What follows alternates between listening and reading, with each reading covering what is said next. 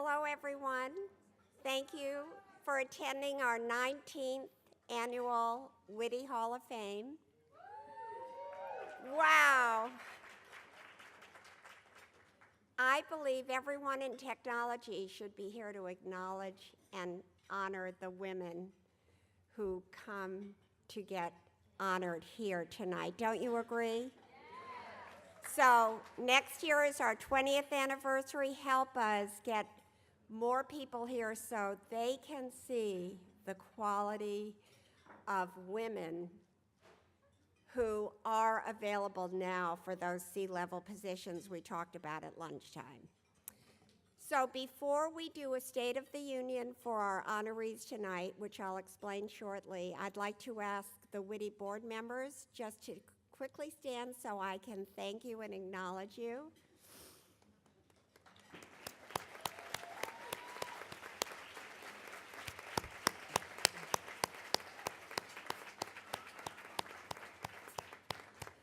And I'd also like our sponsors who are here tonight to stand so we can thank them, because without your support, there could not be a WITI Summit. So please stand.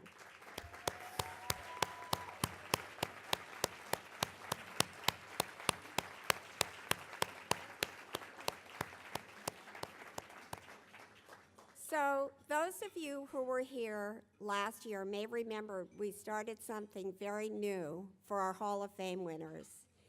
And has anyone here ever watched the State of the Union address where the president enters the chambers and everybody claps, shakes his hand, and as he goes through and he's going through making all these deals? I find that to be extremely exciting. So I decided last year to recreate that for our Hall of Fame winners. And it was so amazing. Who experienced that with us last year? Did you like it? Okay, so here are the instructions. When the Hall of Fame winners are shown in, we'll give them the signal. I want everyone to cheer and just clap and stand and shake their hand so they know that we truly recognize what they've been through to get here tonight, and we celebrate them. We really celebrate who they are, what they've achieved, because it's much more than about them. It's about all of us. So are you in? Okay. All right. So is someone going to give us a signal when they're, okay, Peggy? Are you ready? Yes. Okay. Woo! Yeah! Woo! Yes! Yay! Woo! Yes! Hooray!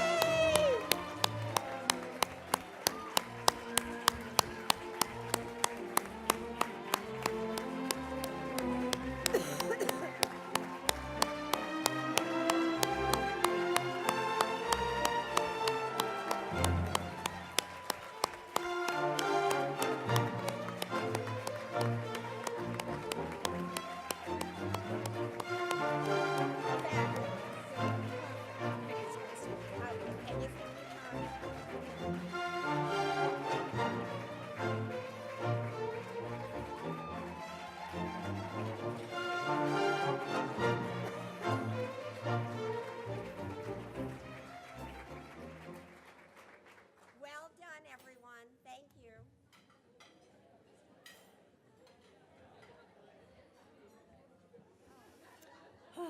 What a wonderful way to start an evening. Well, good evening, everyone. My name is Peggy Kilburn. I am the Managing Director for the Hall of Fame Awards, and it is absolutely my delight to welcome you here this evening to WITI's 19th Annual Women in Science and Technology Hall of Fame Induction Ceremony. Woo-hoo!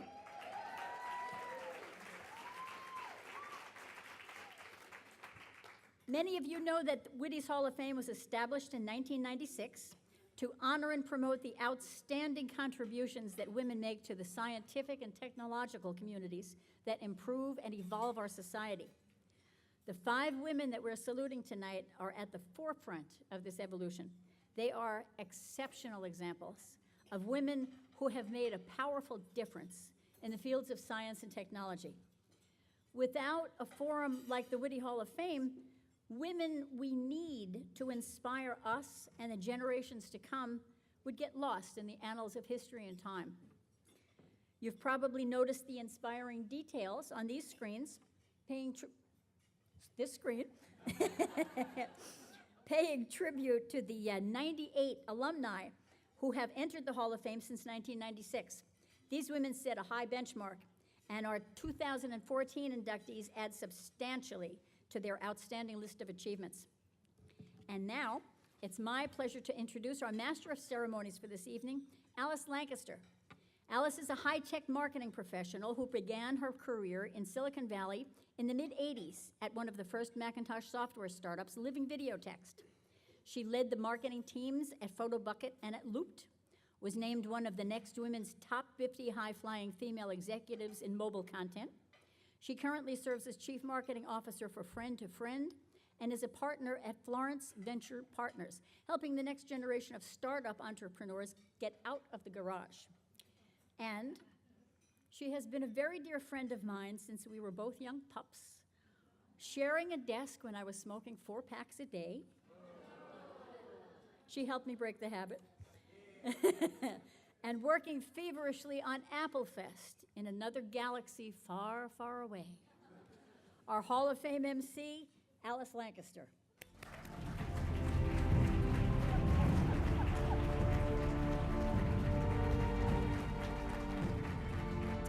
You know, it's true. We did share a desk. She did smoke 4 packs a day, and no one used a memory typewriter like Peggy.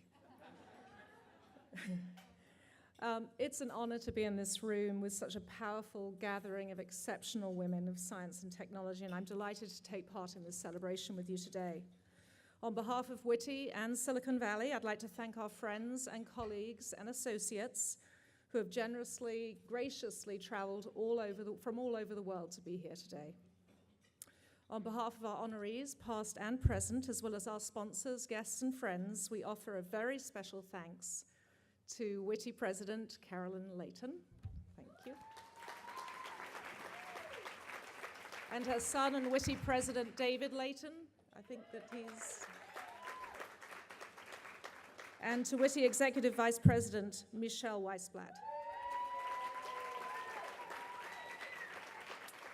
And to all of WITI's dynamic team for enabling us to experience the Hall of Fame Awards and the Women Powering Technology Summit every year. Producing an event of this size is a formidable and daunting task, and a tribute to everybody's hard work and passion and unwavering dedication. We would also like to thank each of you in this room tonight, because we wouldn't be here if you didn't understand the significance of these women's contributions to the evolution of our global society and unquestionably to our history. All of you are helping to pave the way for future generations of scientists and technologists by helping to make this evening possible. And it's a humbling and inspiring to be in your presence.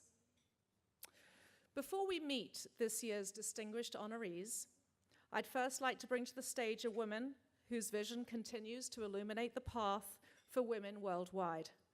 A woman who ignited a movement that spans across the US and throughout the world. A woman who forged ahead in turbulent times, particularly when the thought of hiring, advancing, and equality for women in the workplace was essentially unthinkable. May I present a visionary and trailblazer and an extraordinary woman, WITI's founder, Carolyn Layton.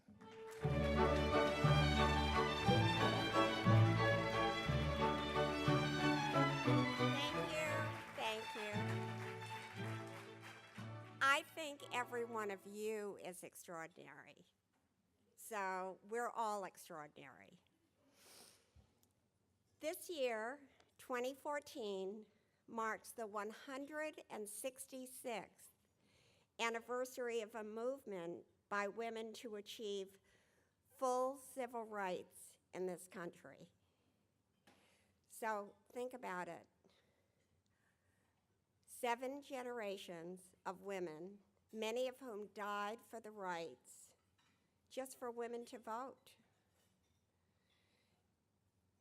for basic rights to be able to own property.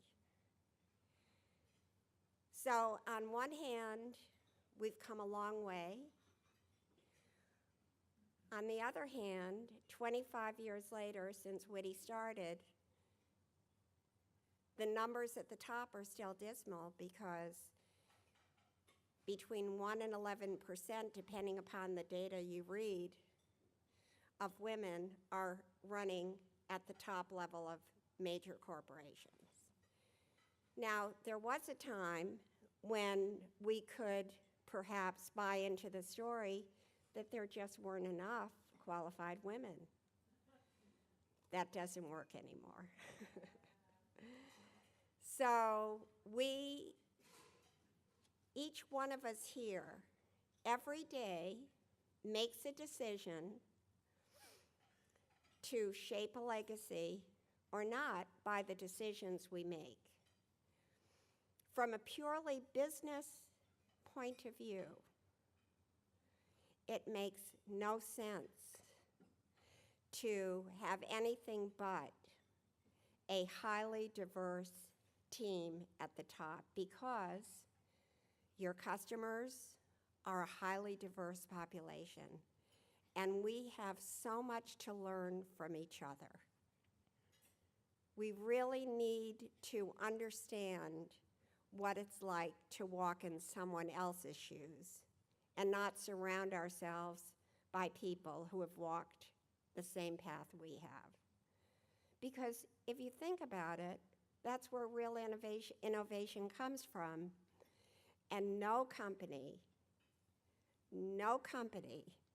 will survive in the next decade without making a serious commitment to that level of reasoning and innovation. So my message tonight is that I really want to ask you to join WITI's efforts going forward to focus on our commitment to starting to move women into more C-level and board positions. It takes a village, and you're our village. Once we have more women and women of color, women of different backgrounds at the top levels of companies, then there will be a transformation that we'll all feel around the world. And that's my commitment, and I hope you will join me in that commitment. Thank you.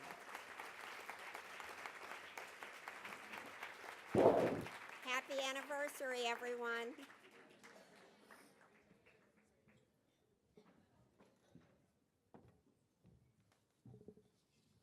Thank you, Carolyn. Members of the WITI Hall of Fame are women who have made outstanding contributions based on one or more of the following criteria. First, having directly made an exceptional contribution to the advancement of science and/or technology. Second, to have facilitated and created programs that motivate young women to choose careers in science and technology. Third, enabled and encouraged other scientific and technical women to advance in their careers.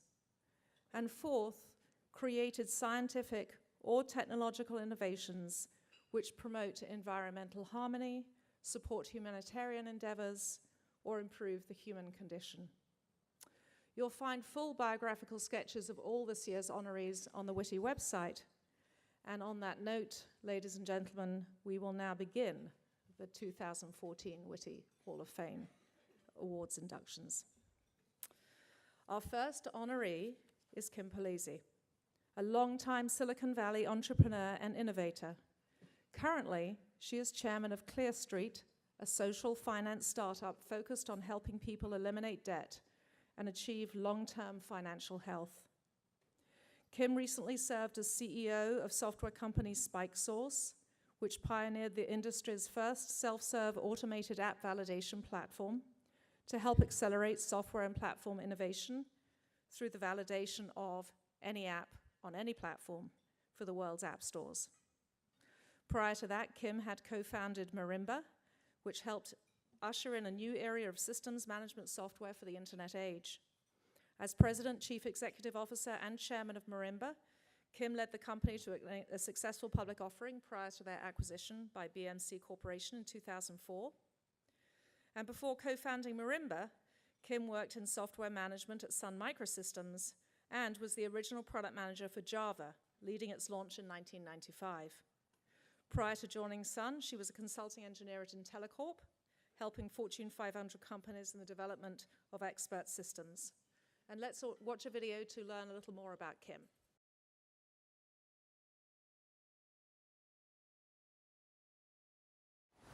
Well, I grew up here in the Bay Area, and I was a girl geek, really, from early on.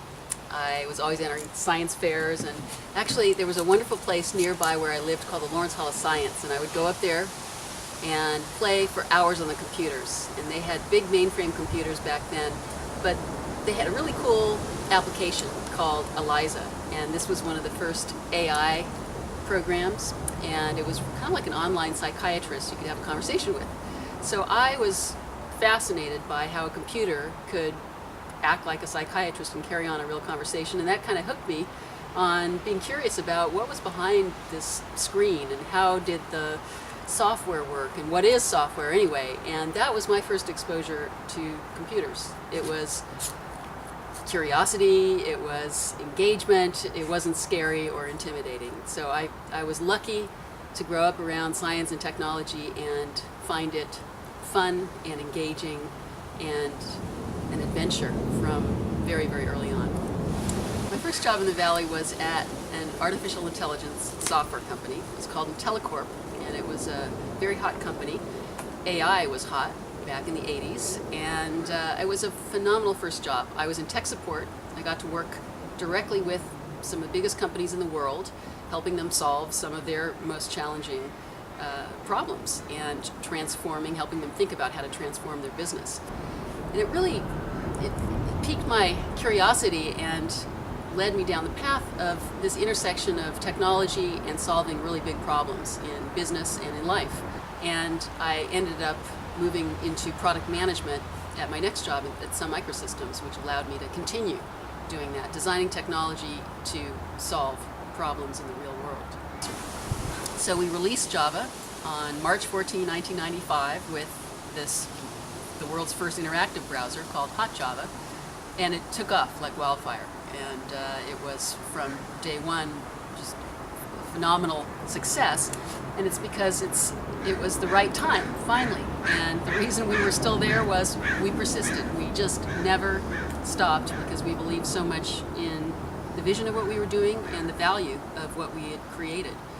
So that lesson of never giving up was one that really stuck with me and one that has served me well again and again.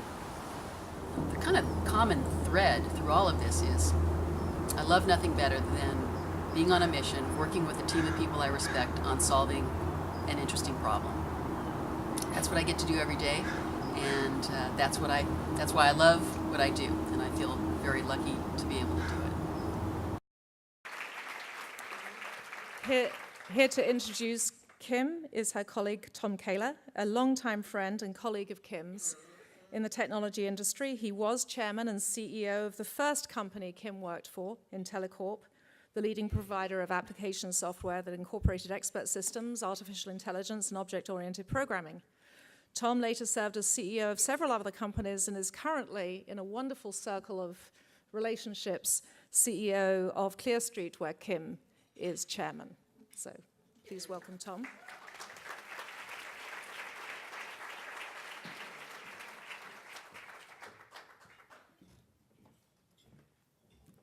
Well, I'm pleased to be here to honor my chairman. And I have known Kim since her first year at IntelliCorp. It was her first job. I had the privilege of being her mentor from time to time, so it's kind of nice to have her as chairman now. So I really thank you for this opportunity to honor her. Kim was hired into a very competitive environment. In the mid-'80s, IntelliCorp was on a roll. We had gone public in 1983, did a second public offering in 1985, and we were nearly 25% Ph.D.s from places like MIT, Stanford, Carnegie Mellon, and other leading universities, but as well, we had hired top talent out of Xerox Palo Alto Research Center, Apple, et cetera. It was a very competitive environment. I only say this to emphasize it was not easy to rise to the top, but Kim did. Our customers, as Ken had mentioned, were R&D organizations, and kind of a rite of passage was to be in the field with these top customers and enable them to be successful. And some of the problems they would come in with, like General Motors, we are having trouble scheduling this factory, can you guys help? So we're taking on some very big problems. Ken, in her particular case, was working with one of our top customers, and one of my first memories is at a dinner in St. Louis, honoring her for, at that time, really being successful in one of our top clients. She had really helped them, and they were about to place another very large order. Most importantly, when Kim advanced, she never did it at the cost of others. Quite the opposite. Kim frequently made it a priority to include and help others, a theme she has lived out consistently to this day. When Kim was thinking of forming what was to become Marimba, we went over her business plan over dinner. It was only 4 pages, but the vision was huge. Make web apps interactive. We all use that now. And also change the way software was to be distributed and updated over the internet. 2 very important functions. When the founders, including Kim, spun out Marimba, they were all equals. Years later, after Kim took the weighty responsibility of chairman and CEO, raising venture money, and if any of you have done that, you know what goes with that, leading the company and ultimately to an IPO and later to a great outcome for its shareholders, she and her co-founders were still equals. It is hard to find words to describe that kind of leadership. It has not stopped there. Over the past few years, Kim has devoted herself to making things better for others, working on financial inclusion for the middle class, providing technology skills to retool America's workforce, advancing entrepreneurship and education, education reform, and various public policy initiatives which benefit us all. I have not mentioned until now that she did this at a time when it was particularly hard to be a woman in leadership in Silicon Valley. While she often had to endure criticism and marginalization, it only strengthened her character. She always played on higher ground. She is and always will be a leader who excels in technology, knows how to lead, and knows how to serve others. Allow me to present Kim Polese.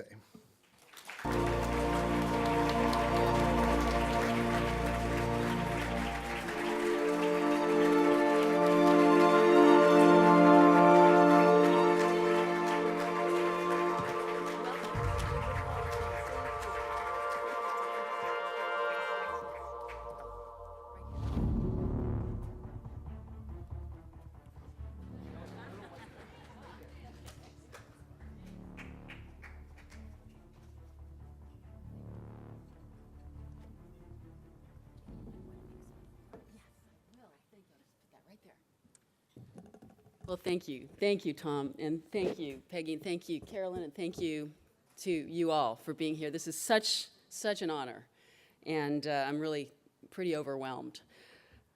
And I'm particularly overwhelmed when I look at the list of the Hall of Fame winners, both from the past and my colleagues here receiving this award tonight. I am humbled. These are my heroes, and I walk in their footsteps. These are phenomenal women, so it really means a lot to be up here. Speaking of strong, accomplished women, let me quote one. You don't really learn from successes. You don't learn from awards. You don't learn from celebrity. You only really learn from wounds and scars and mistakes and failures. Jane Fonda said that. And there's a lot of truth to that, I have found. And those wounds and arrows are a lot easier to take when you're shoulder to shoulder working with people you respect. No product or technology becomes a success without a team behind it. And I've been fortunate to work with the best. And I learned early on, even more important than the company that you work for, are the colleagues that become your lifelong friends, your wise counsel, your foundation through the ups and downs. We all know how easy it is as technologists to be too early. The world often isn't ready for your vision, and so much is outside of your control. It's tough, and I've found that the key is adapting your vision to solve a problem that exists in the present, and then stick with it as you continue to move towards your vision. And I've also found that the difference between teams that are successful and those that stumble is the ability to listen to each other and to the market through that process, the flexibility to change course, and the persistence to stick with it. An ancient Japanese proverb says, "Fall down 7 times, stand up 8." And I really live by those words. Technology and computation, as we know, are increasingly the key to solving the world's greatest challenges. The problems are big. We need as many talented people as we can to help solve them. And we need many more girls and women on those teams, represented equally in numbers, founding companies, and leading. And that's why the work that WITI does and the work that you all do is so important.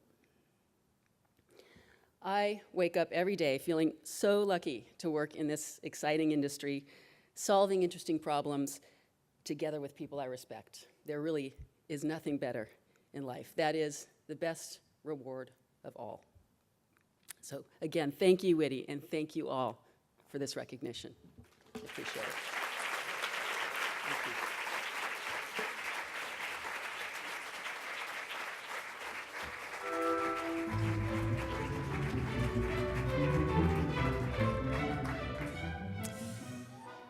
Our next honoree is Kris Rinne, AT&T's Senior Vice President of Network and Product Planning.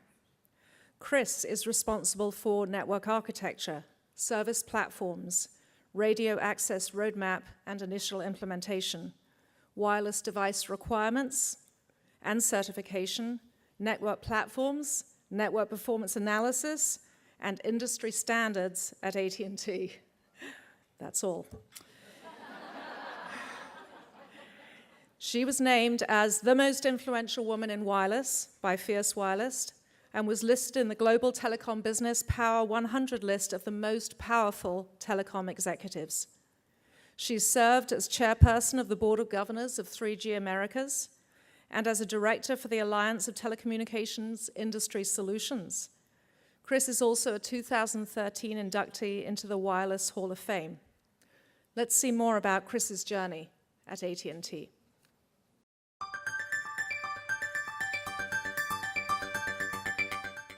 At AT&T, when people hear the name Kris Rinne, the first word that comes to mind is smart. Actually, really smart. This has just been a thrilling industry to work in. When you look at all the changes that I've seen in my 35-plus year career, moving from analog to TDMA to GSM to UMTS, HSPA, adding HSPA Plus, adding LTE Advanced. And that's followed by great person. I've had a terrific opportunity to work with some amazing people. When I look at some of the leadership that I've worked with, like Stan Sigmund, John Donovan, Ralph Della Vega, I could go on and on and on in terms of people who will go shoulder to shoulder with you to do the things that we need to do and do it with excellence. Kris has been on the forefront of wireless revolution throughout her entire time at AT&T. When you look around and see people surfing the web, watching videos on their phones and tablets, you should realize that Kris Rinne is one of the key people in the industry who made this a reality. So as you look at the last 25 plus years of the wireless industry, the way people have changed how they use that technology is just amazing. Our first 10 plus years were purely focused on voice and just making that high quality, high availability. And then they began to do text messaging, and just very unique in terms of struggling through the triple tap, but they loved it. And now you look at what we're capable of doing with the high-speed capabilities of the LTE network and all the proliferation of different devices, from pillbox caps to dog collars to smartphones to modems for your PC, for tablets, a wide array of change, and it just continues to explode as we enable that internet of everything. She has created highly effective teams within AT&T to design fast, reliable networks. Kris Rinne serves as an inspiration to everybody. Kris's contributions go far beyond the workplace.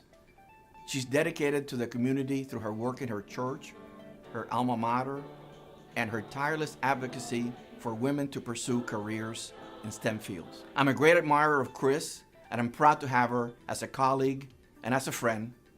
In addition, I think she's the most interesting woman in technology.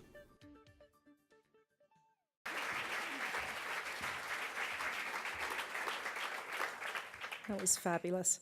Introducing Kris Rinne is her colleague Terry Stenzel, who is AT&T's Vice President General Manager for Northern California, responsible for retail sales and service in one of the most technologically savvy parts of the United States.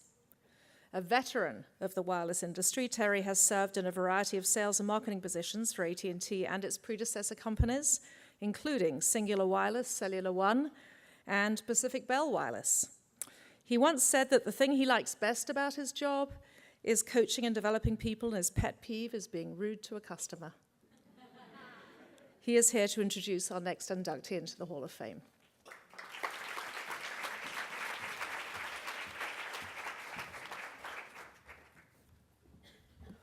So I have these notes that I was going to read, but they said it all. So, Kris, I don't know where I'm supposed to go from here, other than I am honored to be able to introduce to you a friend and colleague in her induction into this prestigious Hall of Fame.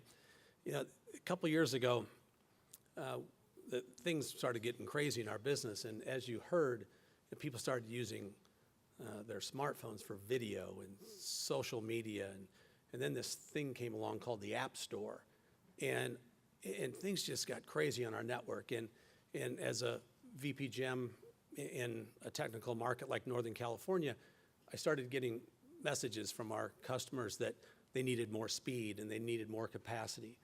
And you know, I'm sitting back, how are we going to get this to happen? And then it dawned on me that Kris Rinne was running our network planning, and I knew it was going to be taken care of.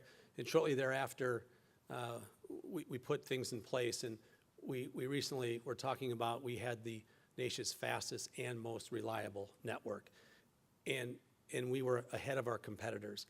And Kris was the person behind all that. And as you heard all that, her job responsibilities, and so, you know, Peggy said when I come up here tonight, because this is the first time I've been here, is just talk from your heart. And I think it really does come into play here, because the more I know about Kris and think about Kris, and you know, Kris grew up in a small town in Kansas, and her graduating class was 18. And you think about the things she does for a company with 250,000 employees. And you know, Kris is a great basketball fan, and she, for the last 7 years, she's been handing out the Naismith Award to the top female collegiate basketball player in the country. And she was thinking about being a teacher and a coach. Kris, thank goodness you took the path of technology, because I really think we're all fortunate for that. And Stanford's pretty happy with Tara that's over doing at Stanford, coaching that basketball team also. But as I was sitting here listening tonight, I think about a book that I really like, and it's called The Adversity Quotient by Dr. Stoltz. And in the book, it talks about primary greatness lies in character and in contribution. And if that's the definition of greatness, I really do want to introduce to you a great leader and a great person. Please welcome to the stage, Kris Rinne.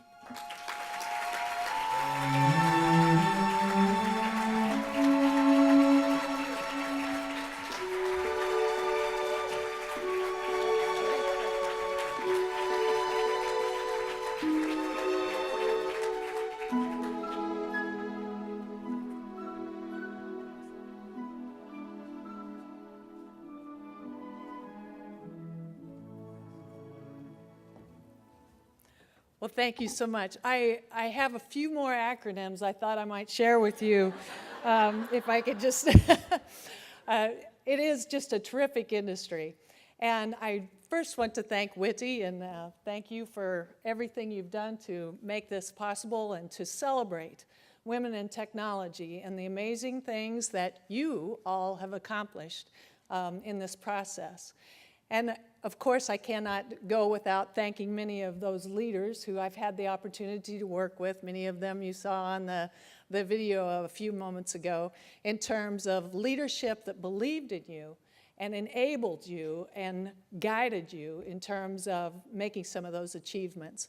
And then many amazing colleagues, such as Terry and others that follow alongside and partner with you, stir you on and enable and pull you forward at those times. And then, of course, family and friends that love you regardless of what that experience is or what it is that you're doing. And then I've lost most of my parents last year. My father gave me a love for understanding how things worked. I mean, one of the first things you had to do was take your bicycle all apart and put it all back together again, because he wanted you to understand how those things worked. And for my mom, who was my elementary school teacher in a one-room country schoolhouse when there were less than 18 of us in that class, and so she gave me some of those skills to learn how things work. So thank you so much for being a part of this and celebrating what we together are doing in an amazing environment in technology today. Thank you.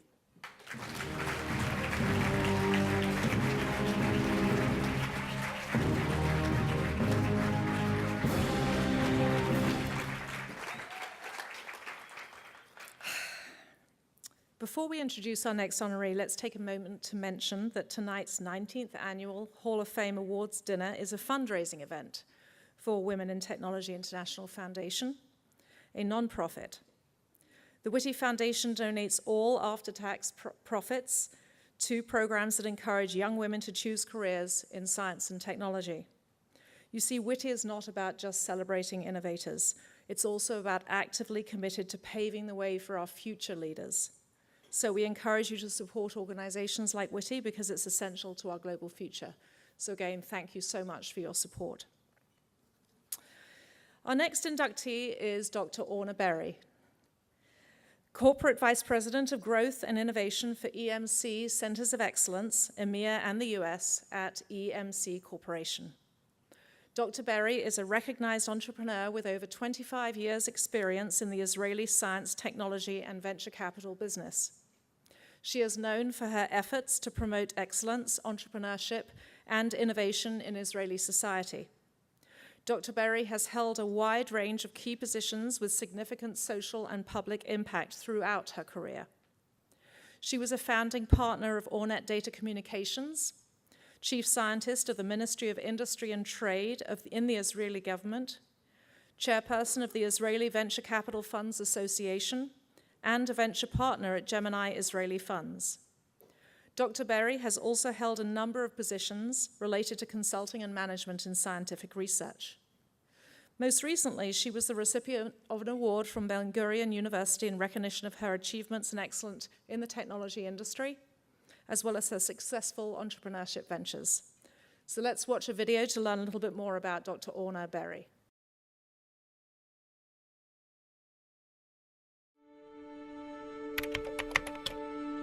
We set our goals and achieve them, especially those that are defined as impossible to reach. June 2014, Dr. Orna Berry, one of Israel's most influential scientists and high-tech entrepreneurs, is chosen for induction at the WITI Women in Technology Hall of Fame. And why is that? Let's travel the time tunnel and get to know her a little bit better.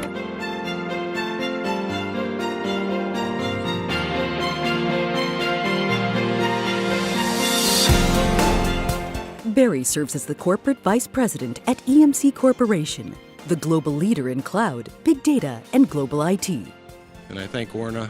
I assure you, you are incredibly important to EMC's future. It takes a special person to lead a special place. For us, that person is Orna Berry, the world-class leader who heads up our team and our business in Israel for EMC. In her role, she advances growth and innovation in the US, Europe, and the Middle East EMC Centers of Excellence. Berry's involvement in the academic, public, and business sectors is intertwined with her numerous volunteering and social activities. Her vision and leadership led to the establishment of the Advanced EMC R&D Center in the south of Israel, and by that strengthened Israel's periphery and economic growth. In 2012, Berry received the Ben Gurion Negev Award. This is Rivka. Wow, she's giving me my ring, my officer's ring. EMC was the first company, before we had anything, before we had even one stone laid on the Advanced Technology Park. They were the first company that envisioned the development that's going to occur right now in the Negev, and that was Orna Berry's vision. On April 8, 2011, Dr. Berry receives the Viterbi Award for integrating entrepreneurship with a professional excellence. She totally transformed the nature of Israeli society relative to technology. The first decade of the new millennium finds Orna as a chairperson of Riverhead Networks and a board member in several high-tech companies, such as Aladdin and Alvarian. We're in the summer of 2000, and Berry is an enthusiastic entrepreneur in the private sector. So she joined Germany as a venture partner. In the work she did for Germany, she was very unusual for a venture partner in a company to become the chairman of the board of that company. I think she was extremely unusual and talented and effective in doing that.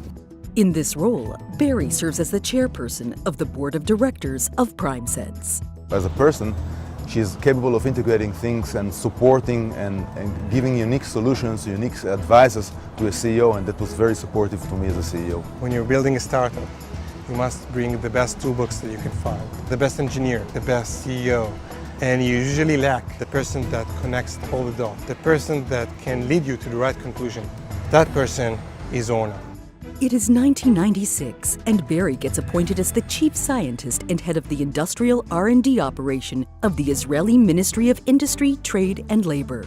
She is the first woman in this role. Orna, while serving as chief scientist, was a prime example of combining private and public sector interests together in one person, understanding the single entrepreneur or single investor, but also seeing the larger perspective of societal issues. Orna Data Communication was another significant milestone in Berry's career. The company, which Orna founded in 1993 and was later acquired by Siemens, was the first Israeli startup to be acquired by a European company.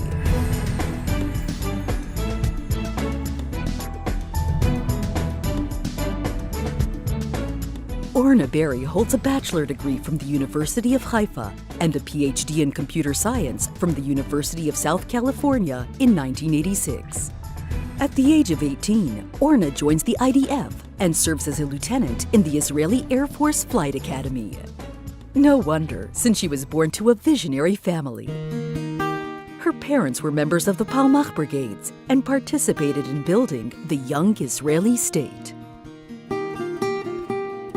The main inspiration is for my nearby environment. It's my parents, it's my brothers, and it's my children. Orna Berry is a rare combination of knowledge, heart, vision, and skills. These qualities turned her into the unique person she is.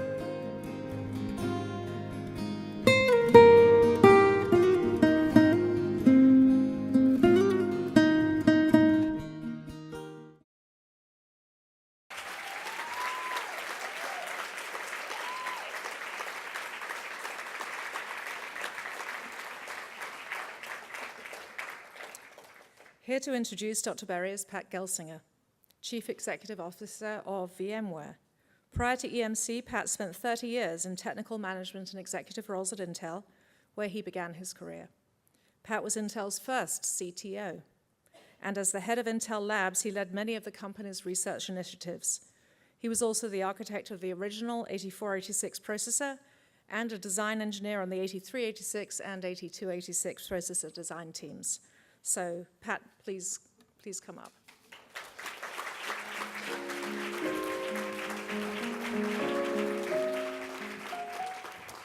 Thank you.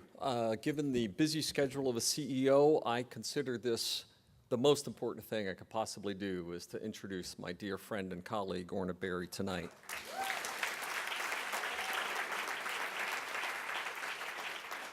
Orna's career started in a fairly typical way. Go to a top-tier university like USC, get a Ph.D., and then go to work for top firms like IBM, Intel, Elbit, Fibronix, Unisys, and work in important areas like networking, communications, and distributed systems. But that ends the typical portion of Orna's career. From there, she started to take a less usual route, becoming an entrepreneur, and as you heard, founding companies like Ornet that did 48-fold increases in Ethernet bandwidth in the first ever acquisition by a European company in Siemens. But then it continued to get more unusual as she decided to go into public service, right, and become the first ever CTO for the Israeli government, working in chief science and head of industry R&D. And the final twist of her most bizarre career was to become a venture capitalist, right, and seek to put Israel on the map and help it to establish the position of a high-tech startup nation, as Israel has become since then. A number of years ago, I gave a speech describing what I called the golden triangle of innovation: venture capital with universities with corporate research. Few individuals have participated and contributed significantly in all three corners of that triangle, and Orna is one of those few individuals. Finally, she came back to corporate work with EMC, and where I began my relationship with Orna and the respect and friendship that we have today. Like all of you, as women in technology, you know the challenges. She started out as a family that wasn't quite sure about a girl going into technology, rising to officer in the Israeli Air Force, mother of three that she raised primarily as a single mother, and rising to prominence in a male-dominated world. But once you've met Orna, you've met a very unique individual. And in fact, rather than a proper noun, right, as most people's names would be, in this case, I would say that Orna should be described the most as an adverb. Have you been Orna'd? That it would be closer to be considered as a force of nature.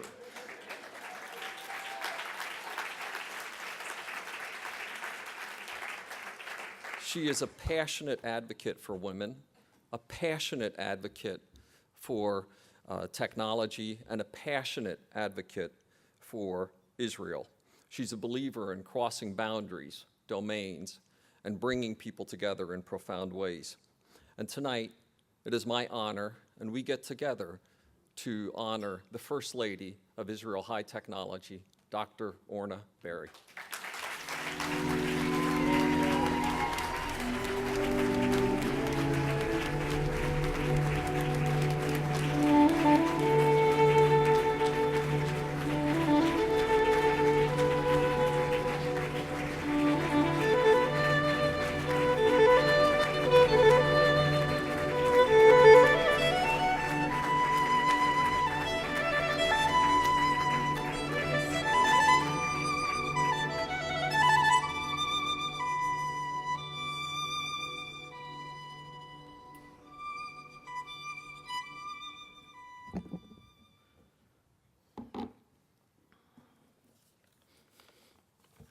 If it would be in Hebrew, I probably would not use written paper, but I did.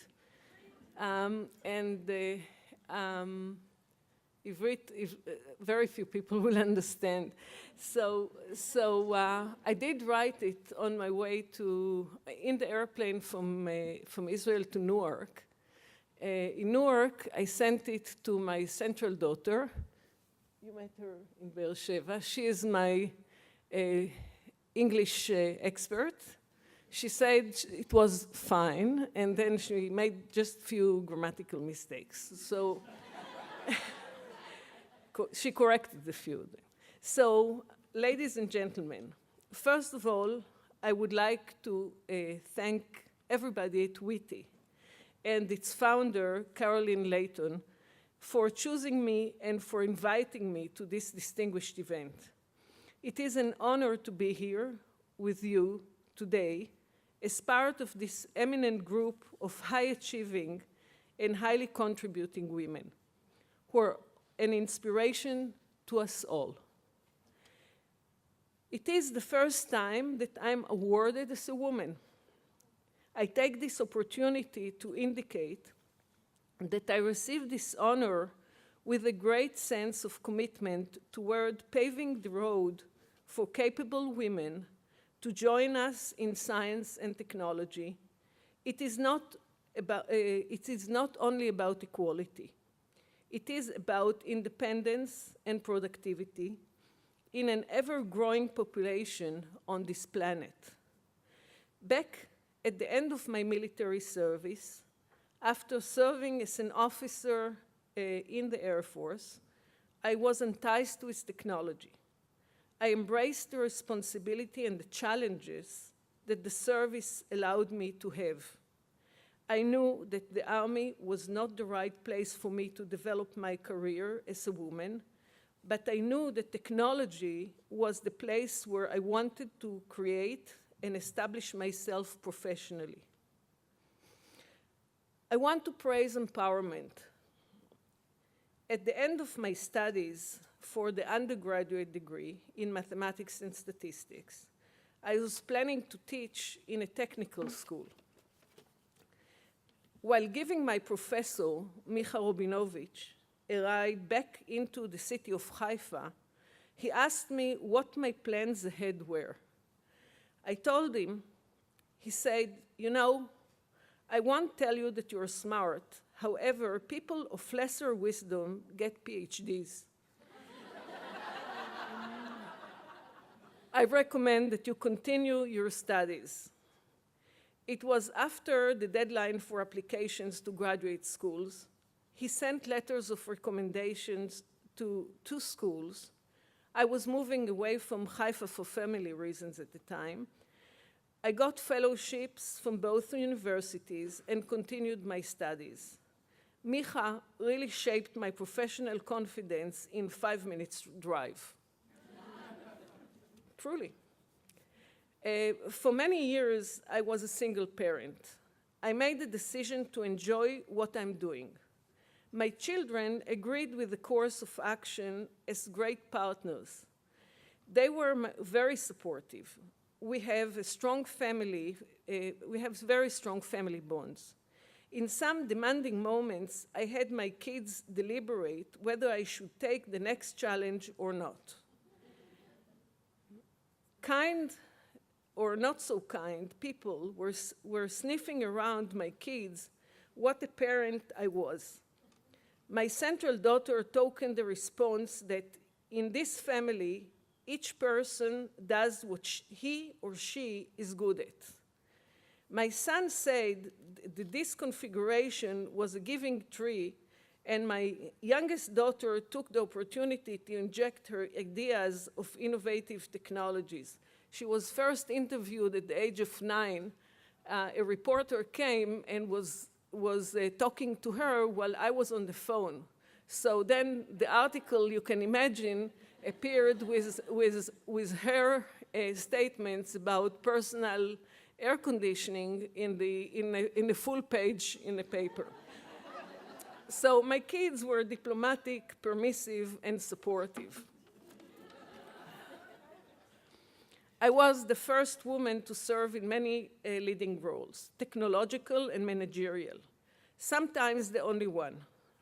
I changed the space in which I have operated, making women of power comfortable with taking challenges and evolving professionally with no fear.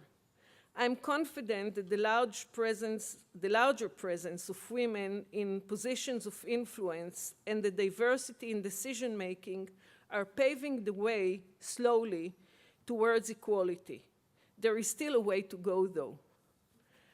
I would like to take this opportunity to thank again everybody who supported me and helped me create an environment that enabled success. There is an old chestnut that behind every successful man stands a woman. And I would like to say, behind every person, woman or man, stands a whole circle of people, men and women, whose support is important and necessary at every given moment of our lives. I've had the privilege of having a warm, supportive family and would like to thank my beloved ones, my parents' 2 brothers, my 3 children, my 4 grandchildren, my nephew, and my life partner. I have had the privilege of having extraordinary mentors whose advice I carry with me to this very day. And I still have the privilege of working with great colleagues and around the world, brilliant and encouraging people with whom working facilitates and enables achievements and success. Dear people of WITI, distinguished guests, and influential women from around the world, let me sum up by saying, may we all see the day when women holding positions of leadership and influence in the worlds of technology, science, and economics are the matter of routine. It must start with us, the women. The rest will happen simply and naturally as it should be. Thank you.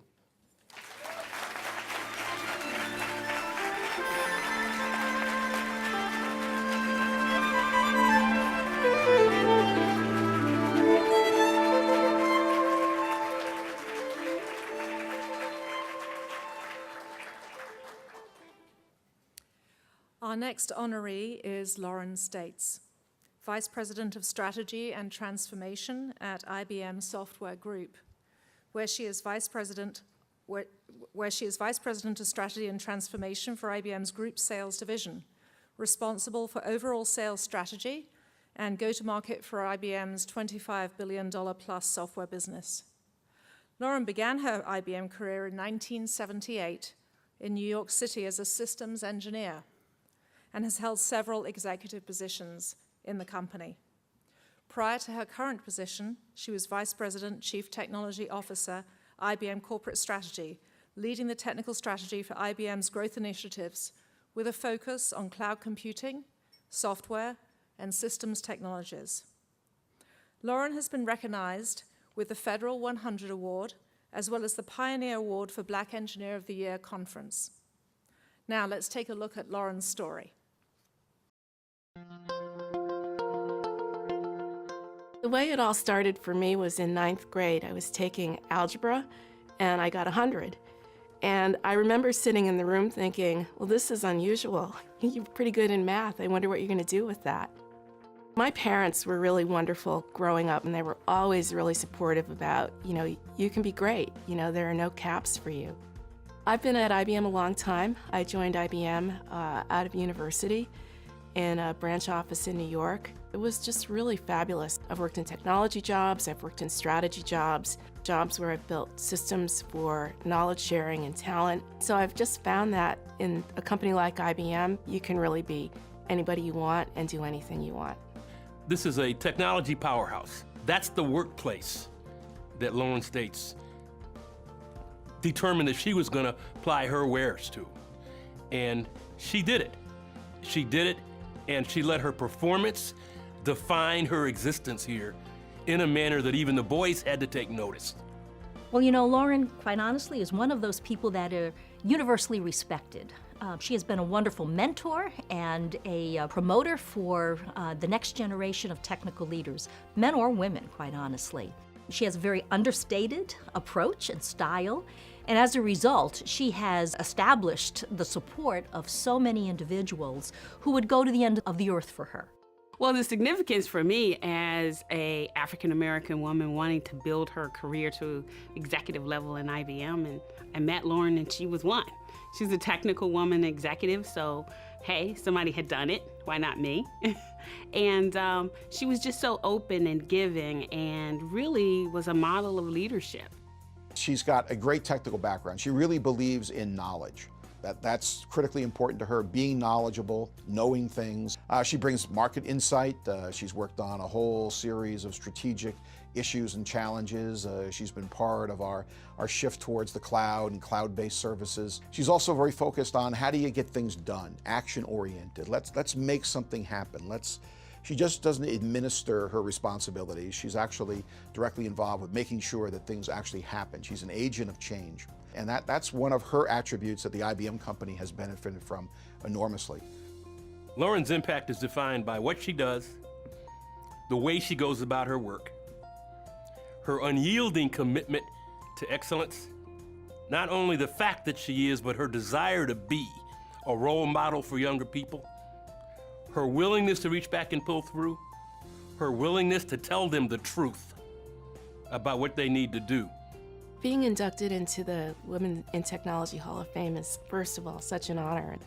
But, you know, it was important to me for another reason, which is I really want to be able to reach out to young women around the world and show them what is possible and encourage them to, you know, pursue disciplines like math, science, technology, and to push themselves and to know that other women have gone before them and are willing to be a helping hand. And so I'm just really flattered and honored to get this award.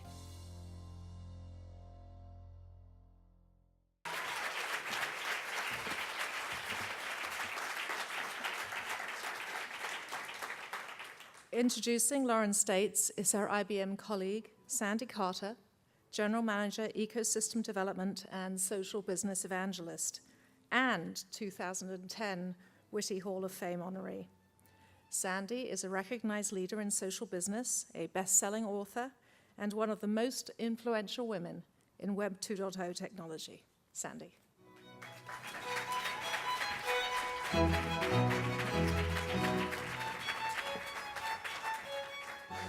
I'm not Sandy. So good evening. My name is Rod Atkins, and I actually have a unique role in IBM. I'm one of the corporate officers of the company. And I just want to reflect on that video, because I think that video said it all. Lauren is just simply a great human being. And, you know, if you've been paying attention for some of the folks that's been attending this event over the years, I've actually been a frequent participant in this event. And quite frankly, I'm sitting here thinking, all of the other people in the world, what are they doing and why wouldn't they want to be here with all of this intellectual capacity in this room? Now, I'm really honored to be here, and it's really twofold. First of all, it's clearly for Lauren, but I also had the unique opportunity in 2010 to stand in front of a similar audience to recognize Sandy Carter into the Hall of Fame. So it's really great for me to be here, and without further ado, I want to bring up Sandy. So Sandy.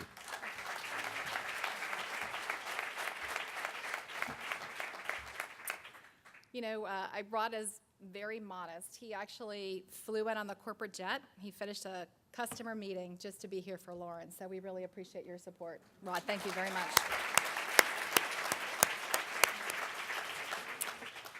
Now, this is such a special occasion for me to get the opportunity to honor one of our very best in IBM.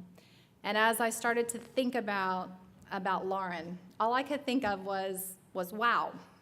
And wow kept coming up. So I decided wow would be the theme of what I say tonight. And for me, wow for Lauren stands for a woman of talent, It stands for one of a kind, and it stands for a winner. And if I think about Lauren and woman of talent, if you think about what she's accomplished as a technical leader at IBM, you heard the introduction, but think about her role. She is an entrepreneur at IBM, in charge of leading strategy and transformation for a small $25 billion software business. An amazing accomplishment. She's also been the CTO, setting the direction for IBM's world-leading cloud technology. And what I really love is that she sets her talents and her sights on an objective.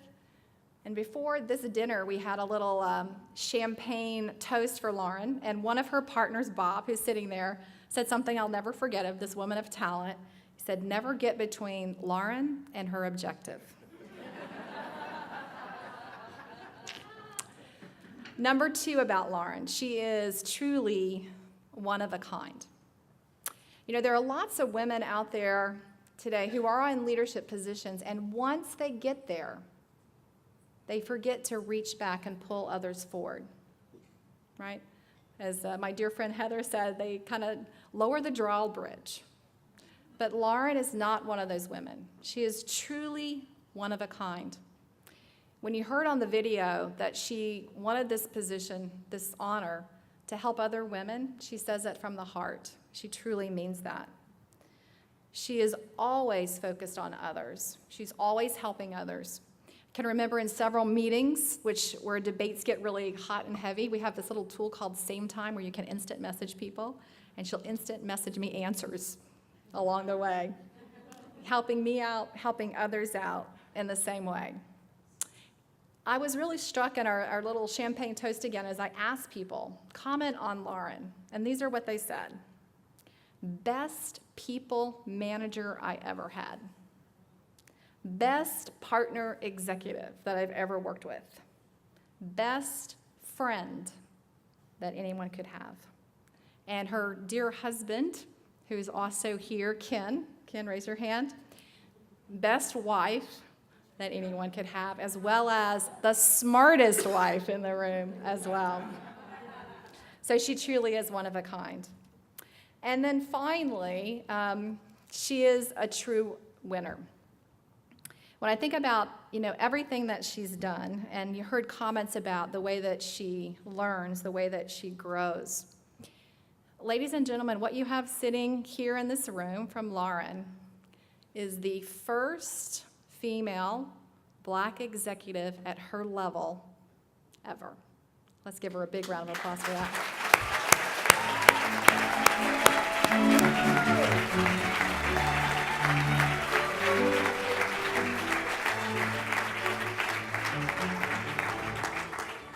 And those of you who know me know I love quotes. I have quotes at the end of my signature. I have quotes everywhere. So I thought it was very befitting that I leave you with a quote that I think really and truly embodies who Lauren States is.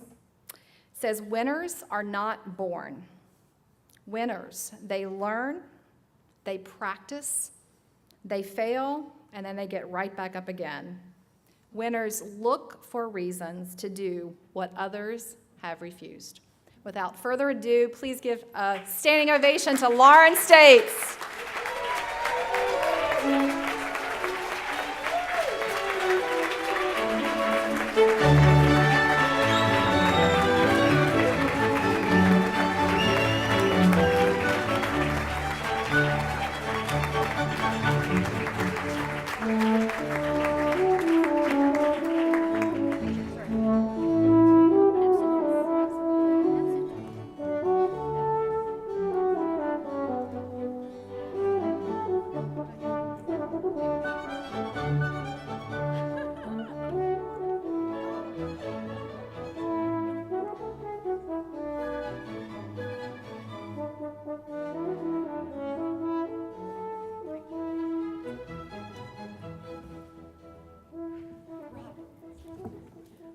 Well, thank you. It's just such a fabulous honor to be up here.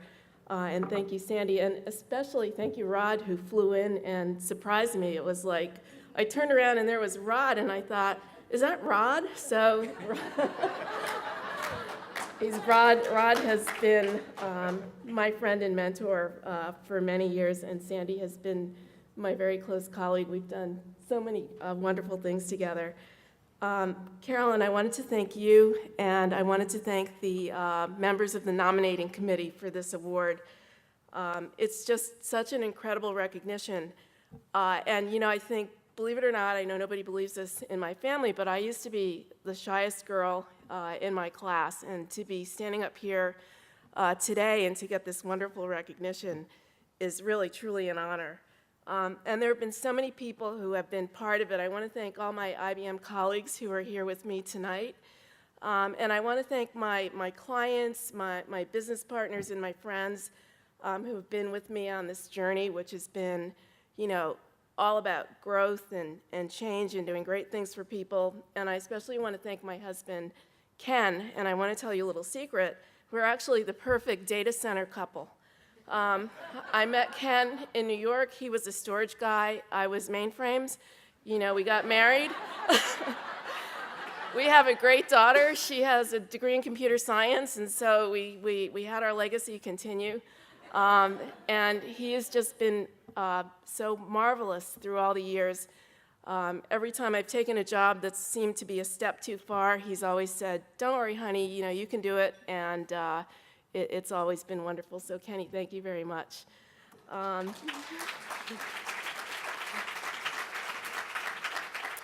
As Sandy said, it was really important for me to win this award because I deeply believe in others and all the opportunity that was afforded to me because I had a love of math and science, but I wasn't really quite sure what to do with it as a young woman.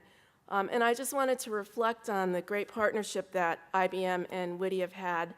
As I was preparing this video, I had the pleasure of working with Ted Childs, who's our former Chief Diversity Officer and also, you know, just really marvelous in everything that he's done. And he reminded me that Linda Sanford, who is our Executive Vice President for Enterprise Business Transformation in our CIO office, was one of the inaugural inductees into the Hall of Fame, but also a woman named Ruth Leach. And just a little bit about Ruth. Ruth was an IBM vice president, our first IBM vice president named to her role 71 years ago. And just really incredible to work for a company that's so committed to the advancement of women. When Ruth was named, what the board said was she was named for her absolutely fabulous skill set, but also because they wanted to open the aperture to the whole company in terms of being able to make a contribution to our company, to our shareholders, and to our clients. And so it's just really marvelous to be not only in the family of all of the WITI Hall of Fame, but also in the family of many great women in IBM. But you know, as I was reflecting on this, I wanted to share with you a conversation that I had with a friend of mine, a fellow board member who is very active in the STEM disciplines in Massachusetts. And she said to me, you know, Lauren, when you ask young women today, what can you do with math? You know what they say? They say you could be a math teacher, a banker, or a cashier. Now, look, I mean, my math teacher, Sister Pat, was fabulous, really helping me go the distance. And my mother's friend, Eunice, was a banker. She gave me a loan to get my first IBM blue suit, you know, white shirt and jacket. And so that's really, you know, nothing about those professions because they're wonderful. But honestly, I mean, how many of you thought that? I mean, I've been out of high school for 40 years, and I thought I could be a math teacher, you know, a banker, or a cashier. So my point is that there's so much more to do for the young women because we all know, and you know, all the fabulous women in this room and my fellow inductees, there's engineering, software development, data science, architecture. There are so many jobs, and so there's so much more that we have to do to build the pipeline so that we can continue to have women make it to C-suite positions and board positions. And so this award really means so much to me because I want to use it as a platform to amplify my voice and to really partner with all of you to give all of the young women who we know and who are yet to be born, actually, an opportunity to have the same kind of careers and families and experiences that we did. So thank you very much to Carolyn, and thank you very much to WITI, and thank you to everybody here. I really appreciate it.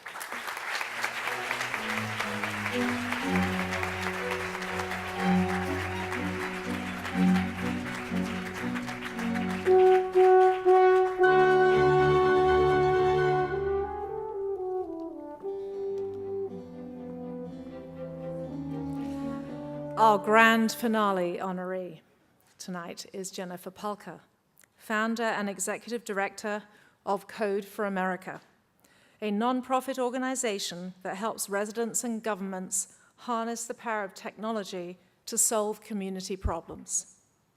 Jennifer is the recipient of several awards and spent 8 years at CMP Media, where she ran the Game Developers Conference, Game Developer Magazine, Gama Sutra, and the Independent Games Festival.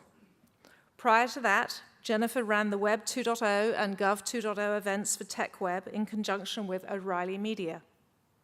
She has just returned from a year's leave from Code for America to serve as Deputy Chief Technology Officer in the White House, Office of Science and Technology Policy, under CTO Todd Park. So let's take a look at Jennifer's achievements.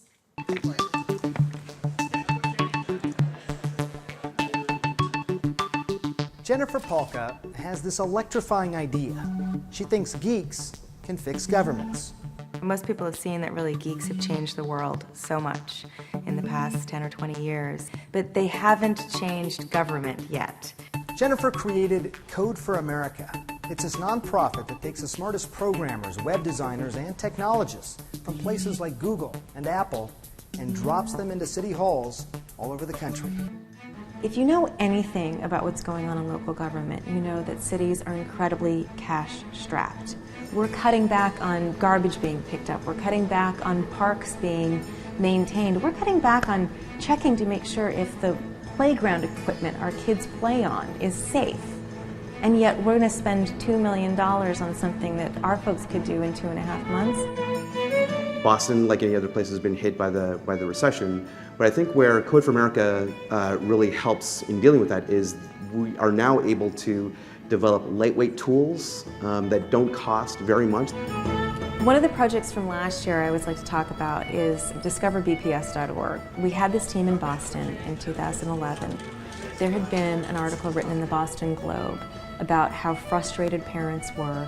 They couldn't get their kids assigned to the right public school. The way that the public schools were disseminating this information was a 28-page printed brochure with tiny type describing each of the schools, but you couldn't really figure out which schools your kid was eligible for.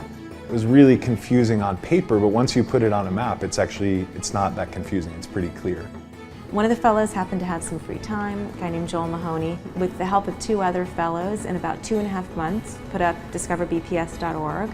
You just type in your address, the age of your kids, and whether you have any siblings already assigned to another school, and you click submit, and there's a map showing you every school your kid is eligible to attend, and you can click through and favorite them, take notes, read more about the schools. Using some of these kind of simple tricks of modern web design, we were able to actually make a government procedure a lot more intuitive and approachable for the citizens of Boston. We were told that if that application had gone through regular channels, it would have cost $2 million and taken 2 years. There's a very strong culture at Code for America of building real things that work for the users that they're built for. We pay these guys a small stipend for the year. They're living on $35,000 a year, so they're certainly not here for the money. They're here to change this institution and to get citizens more involved in this institution. Code for America believes that we can reimagine a new government that works for citizens.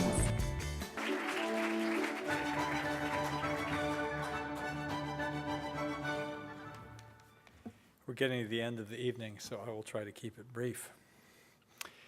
Despite just finishing a stint as Deputy Chief Technology of the United States, Jennifer is not really a technologist. At heart, she's a humanist. She understands that technology must serve human needs. That's why Code for America is much about user experience as it is about code.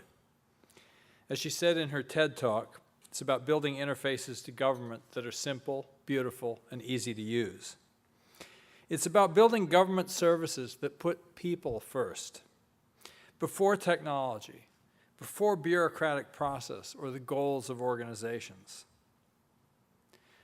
She also understands how lucky all of us are in the technology industry, to have been in the right place at the right time when a new industry was taking off and there was so much opportunity.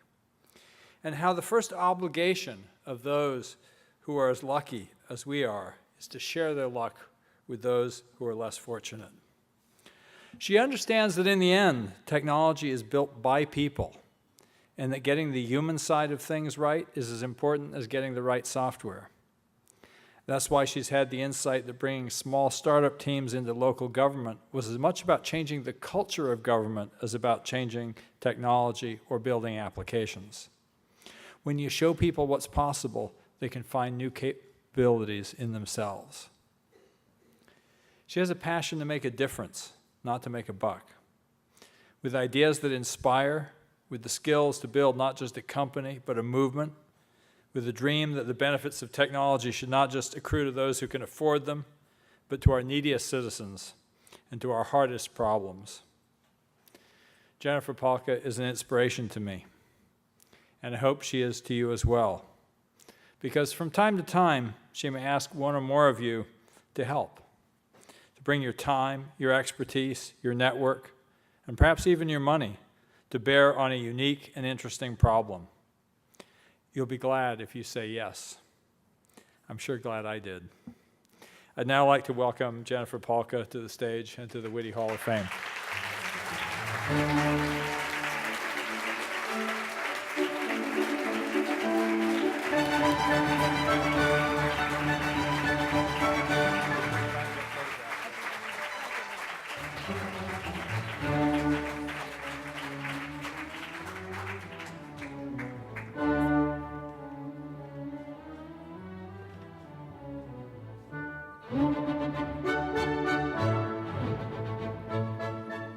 Thank you so much.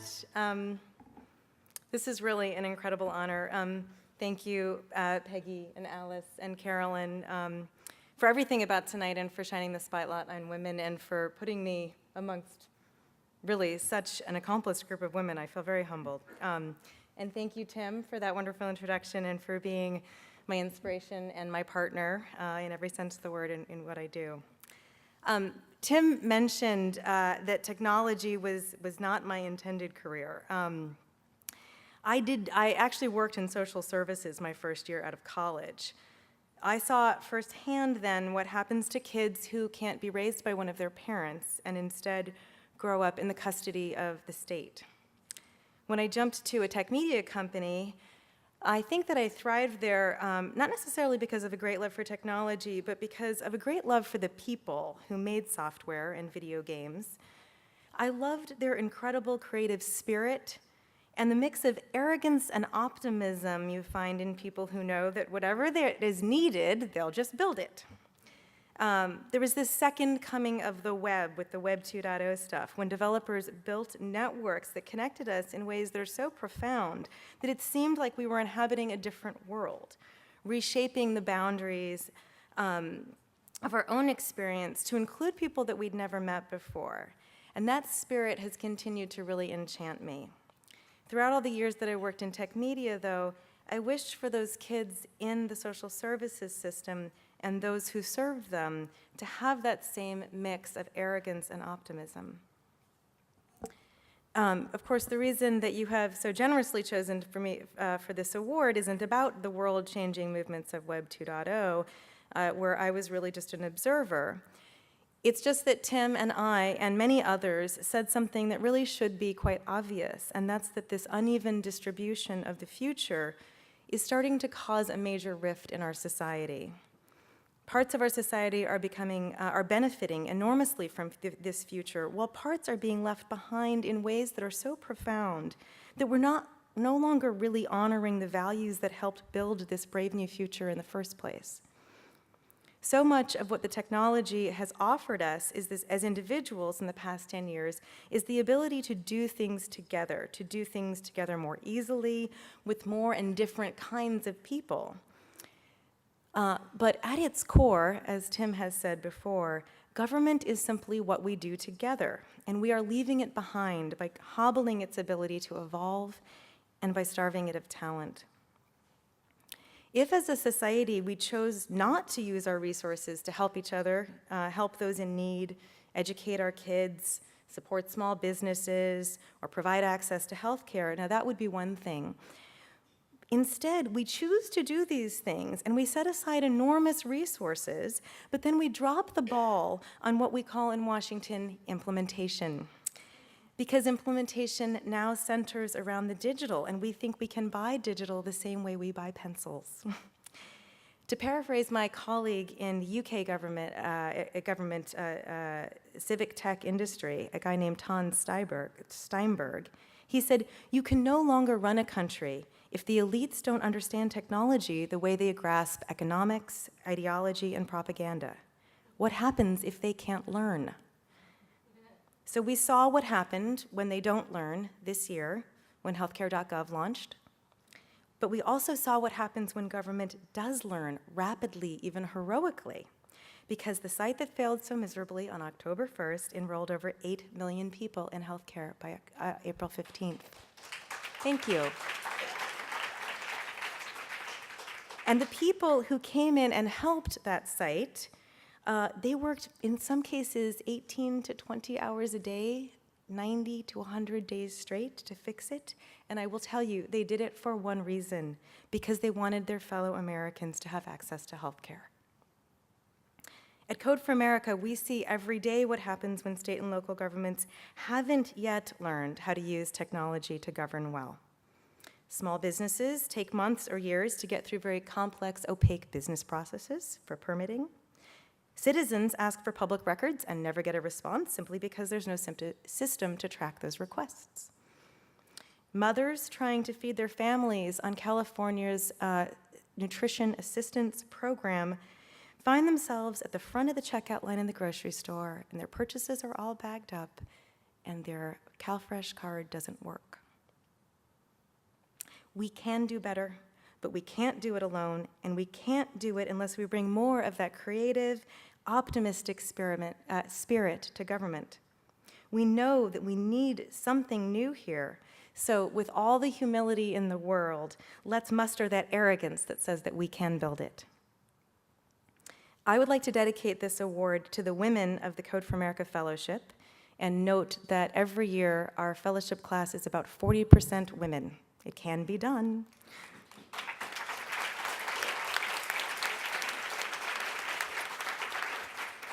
I am talking about women like Alex Pandell, who served as a fellow with the City of New Orleans and now runs a small company that helps cities manage their data about blighted properties.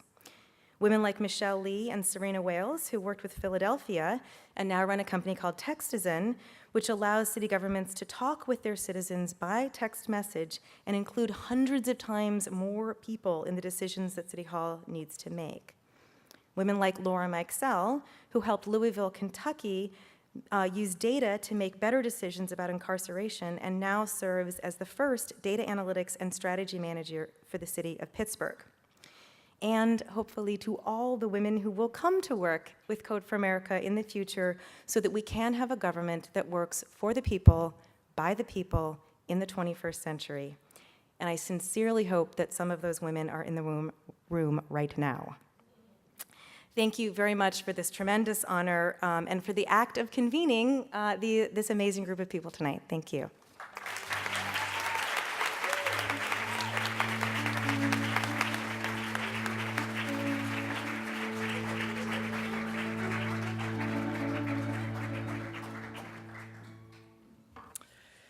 Ladies and gentlemen, we're going to finish with something a little special that is unscripted. Sandy Carter is now going to come up and have something special to say. Thank you, Sandy.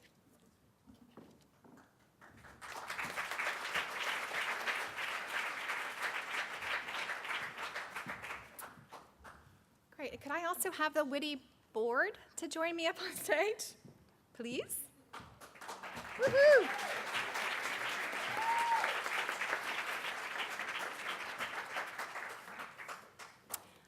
Another big round of applause as well for all of the Hall of Fame inductees. Could you guys please stand and let's give you one last hall.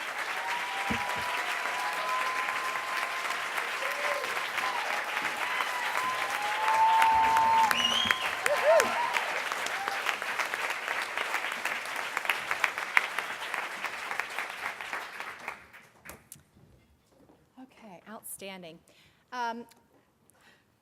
So we represent the WITI board, and if you think about tonight, it was an amazing night. An amazing night because we got to recognize some of the most amazing women of technology. And if I think about, my daughter who was trying to write a biography, trying to find great women role models in technology sometimes can be a challenge. And what I love about WITI is it highlights those great women who've made such a significant impact on business and society as we've been hearing about today. Now, 25 years ago, there was no such organization. And in fact, because of a visionary woman, today we are celebrating 25 years of WITI, the first organization for women that was focused on technology. And so we, the board of WITI, along with you, would like to honor and celebrate Carolyn Layton tonight. So I'd like Carolyn to come back up on stage, please.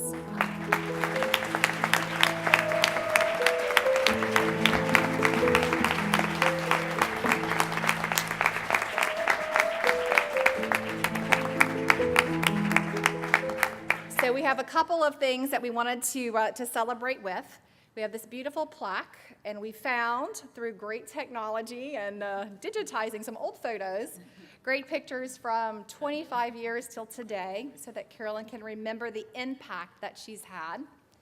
But to have even a bigger impact, we as the board have started a scholarship fund for the next Hall of Fame woman who's just now maybe entering high school. And we're going to donate $2,000 in the Carolyn Layton Scholarship Fund and challenge each of you to give at least $20 tonight to this WITI fund that will sponsor the next woman who will make a huge impact on technology. So could you guys give Carolyn a standing ovation for this impact that she's had?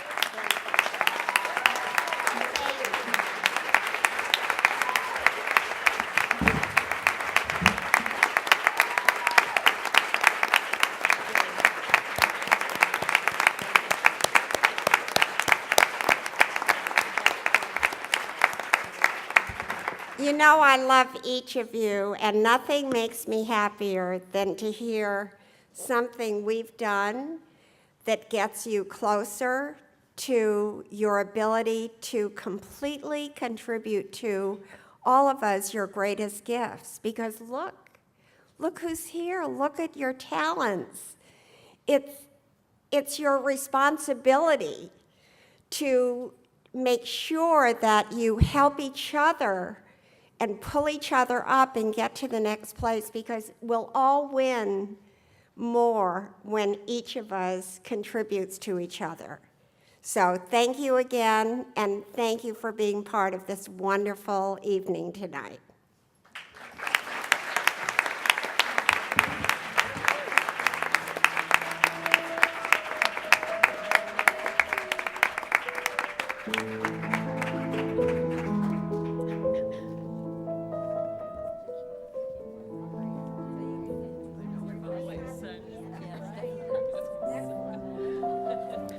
So, ladies and gentlemen, that concludes our evening. It's been a great night, and we look forward to seeing you at the WITI Summit same time next year.